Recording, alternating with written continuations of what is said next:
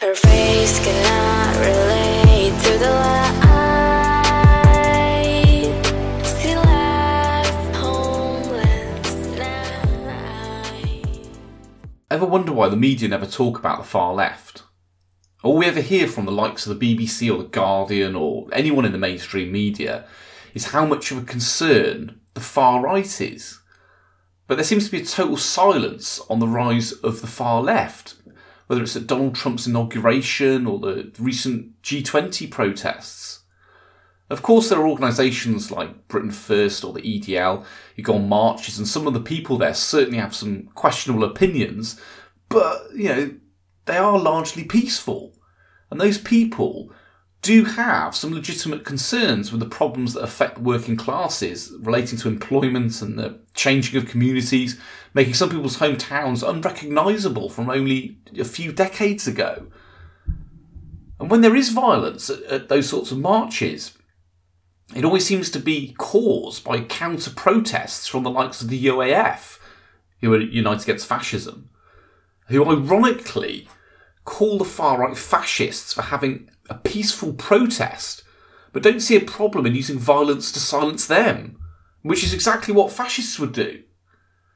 And recently we just had the G20 summit.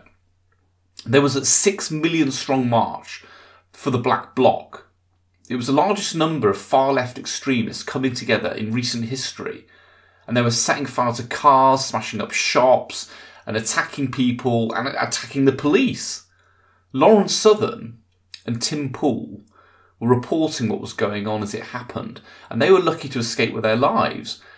And there were people in the street who were taking photos of them, and they were identifying them as identitarians, and they were circulating those pictures to others so they could be attacked, and people were attacked just for being in the same vicinity as them.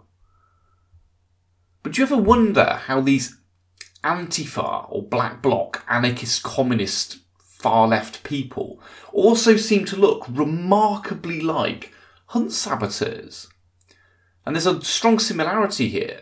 Hunt saboteurs are treated by the media as if they are equal to hunters, as if they have an equal position, despite the fact that the hunters are just going about their business. Yeah, sure, whether you agree with them or not, they're not doing any harm to anyone, and the saboteurs are trying to attack them. And it's the same at the G20 summit or Donald Trump's inauguration. People peacefully going about their business, getting attacked by far-left anarchists and communists who are dressed all in black with their faces covered because they don't want people to see who they really are, because they won't stand by their words, because they're cowards. They know that they're in the wrong. We saw the same thing at the Battle for Berkeley. And that all started with the far left rioting just because they didn't want Milo Yiannopoulos to give a talk to some students. Now, if you disagree with Milo Yiannopoulos, then disagree with him. Why prevent him from speaking? So there's a theme here. The far left do not believe in free speech. They think that anyone who disagrees with them is morally reprehensible, rather than merely having an alternative worldview. And because of this, they can justify violence against them.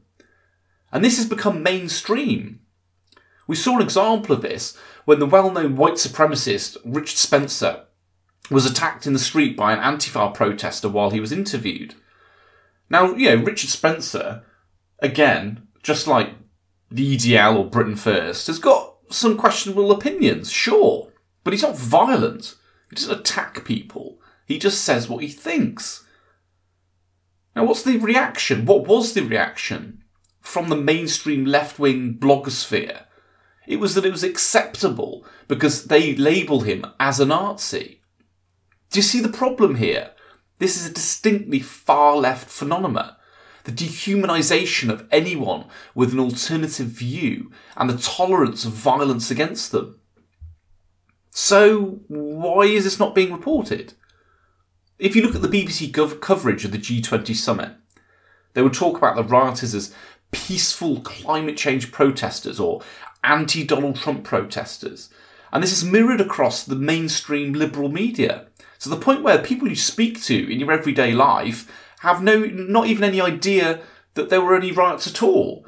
When they are spoken about in the mainstream media, they're played down as if it's like a small minority, rather than what we know at the G20 summit, that there were 6,000 of them. I mean, those riots had to be put down violently. And in one instance, the police had to bring out water cannons. And if you listen to Lauren Southern, because she was there throughout, she will say, you know, they had raves where these like anarchists dressed all in black were dancing to gabba techno, chanting about how they want an end to the nation state and that they believe all property is theft. It was like some sort of weird indoctrination. So what is the reluctance of reporting what is clearly a very dangerous and threatening phenomenon affecting all of us? And the over-reporting on what are relatively minor infractions by people on the far right. I mean, you know, what do you hear about? Some Polish man throwing a piece of bacon at a mosque, or, you know, some guy ripping the hijab off a woman in the street. I can only surmise it's because media organisations like the BBC share the ideology of the far left to a greater or lesser extent. They are, after all, globalists, and they are against the concept of the nation state. Now, some people call these people progressives. They like to call themselves progressives. But what are they progressing towards? Because being a progressive sounds good, doesn't it? They're progressing towards the very thing that they all have in common. They want an end to nationalism. They want an end to culture. They want an end to individualism in favour of the collective. They want us all to be no longer have a race, no longer have a culture, for us all to be coffee coloured, for everything to be the same, so there be no difference between men and women and anybody within different cultures. And they know the only way to achieve this is through coercion. If you value the group over the individual and you talk about the collective, then anyone who doesn't agree is the enemy. Which is why I think we see the BBC and the likes of the Guardian and CNN and all these other people being complicit in this, because in their heart of hearts, they kind of agree. They think coercion is the right way to go. So this is the situation we find ourselves in. Whilst the liberal elitist left-wing media have the power to set the narrative, the far left will continue to do what they do anonymously. And the really scary part is that most left-wingers would never approve of the communist way of thinking or the anarchist way of thinking. Any decent person believes in the right to keep what you earn to a greater or lesser extent.